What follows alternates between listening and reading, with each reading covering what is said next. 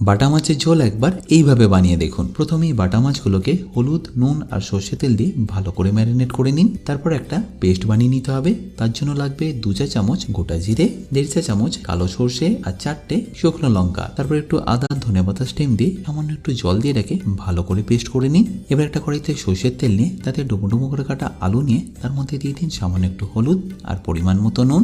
তারপর সেটাকে 1 থেকে 1.5 মিনিট একটু ভালো করে ভেজে নিয়ে দিয়ে দিন তার মধ্যে বেগুন, আর সেটাকে আপনাদের ভেজে নিতে হবে এই আলুর সাথে। আর ভাজা হয়ে গেলে তুলে নিয়ে তার মধ্যে আরেকটু সর্ষের তেল অ্যাড করে বাটা মাছগুলোকে ভেজে নিন। এবার এই একই তেলে দিয়ে দিন সামান্য একটু কালো জিরে আর তেজপাতা। তারপর যে পেস্ট আমরা করেছিলাম সেটা এখানে দিয়ে ভালো করে কষাতে থাকুন। আর কষানো হয়ে গেলে মশলা বলতে দিয়ে দিন একটু হলুদ আর কাশ্মীরি লঙ্কার গুঁড়ো। তারপর একবার টমেটো বাটা দিয়ে ভালো করে মিশিয়ে নিয়ে ঝালের জন্য কাঁচা লঙ্কার পরিমাণ মতো নুনটা এখানে দিয়ে দেবেন। এবার ভেজে রাখা আলু বেগুনটা দিয়ে জল দিয়ে একবার ভালো করে এটাকে ফুটিয়ে নিন। আর মোটামুটি একটু ফুটে গেলে বাটা মাছটাকে দিয়ে একবার ফুটিয়ে নিন। তারপর এটাকে ফিনিশ করুন সামান্য একটু ধনেপাতা দিয়ে।